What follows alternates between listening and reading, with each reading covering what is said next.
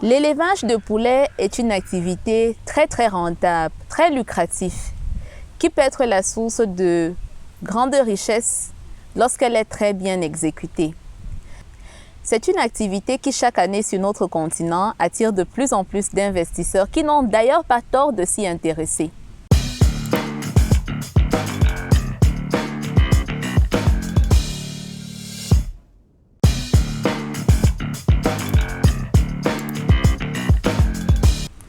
Bonjour et bienvenue sur ma chaîne. Moi, c'est Muriel Laetitia. Je suis entrepreneur en Afrique dans les domaines de l'agrobusiness, de l'élevage et de l'immobilier. Et sur ma chaîne, je partage avec toi mes secrets, mes astuces et je te donne aussi mes conseils pour t'aider à te lancer dans ton aventure et surtout la réussir. Je suis convaincue du fait que c'est à nous, la jeunesse africaine, de nous réveiller, d'être créatifs et entreprendre pour sortir notre continent de la misère. Alors, comme je le disais en introduction, l'aviculture est une très belle aventure. L'élevage de poules est une activité très rentable. Et la première clé, le premier élément pour réussir cette aventure, le nerf de la guerre comme on dit, c'est l'alimentation.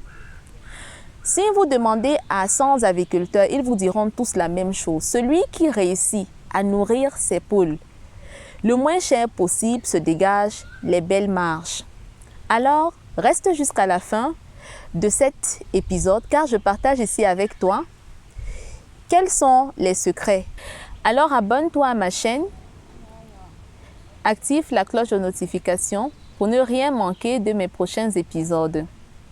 L'alimentation des poules. Une bonne alimentation de vos poules garantit déjà 75% de votre réussite dans l'aventure. Alors, c'est vous dire que il est crucial et important de très bien nourrir vos poules.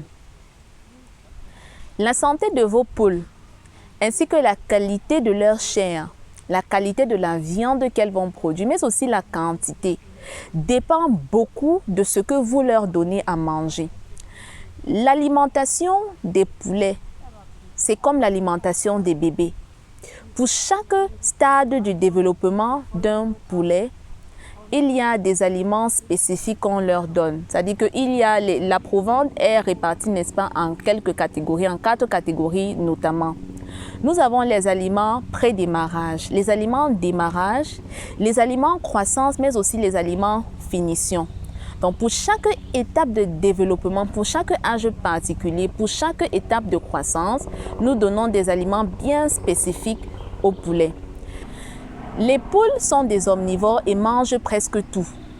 Mais dans les élevages semi-intensifs comme les nôtres, nous leur apportons beaucoup de céréales. Ils mangent majoritairement des céréales et aussi doivent prendre une quantité suffisante d'eau, n'est-ce pas? Doivent avoir de l'eau à leur portée en abondance et en quantité. Alors, de quoi est constituée la provende?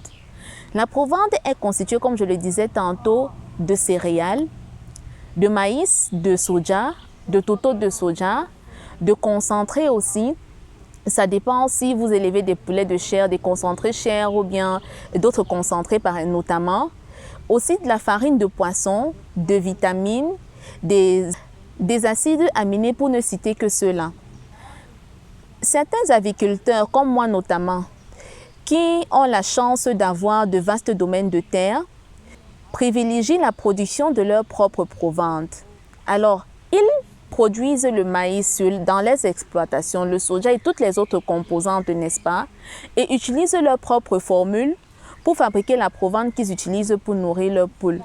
Mais pour ceux qui n'ont pas la possibilité d'avoir des exploitations agricoles, il y a toujours la possibilité d'acheter les composantes sur les marchés, n'est-ce pas?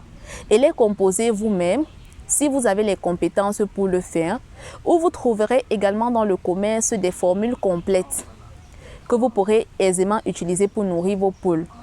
Il est donc très important de savoir aussi quelles sont les quantités d'aliments que vous allez donner à vos poules. Parce que comme je vous disais tantôt en introduction, c'est l'alimentation qui détermine si votre aventure va réussir ou pas. Vous devez savoir au grand près quelle quantité d'aliments vous donnez à vos poules. Moi, par exemple, je donne à mes poussins 50 grammes d'aliments par jour environ et une quantité suffisante également en eau. mes parentaux, par exemple, je leur donne 100 grammes, en moyenne 100 grammes d'aliments par jour et je leur donne cette nourriture une fois par jour. Et pour les poules que je souhaite engraisser, je répartis également les 100 grammes, mais en 3 repas dans la journée. Donc voilà comment est-ce que moi, par exemple, je nourris mes poules. Je pèse pour être sûr des quantités que je les donne et ainsi optimiser ma rentabilité.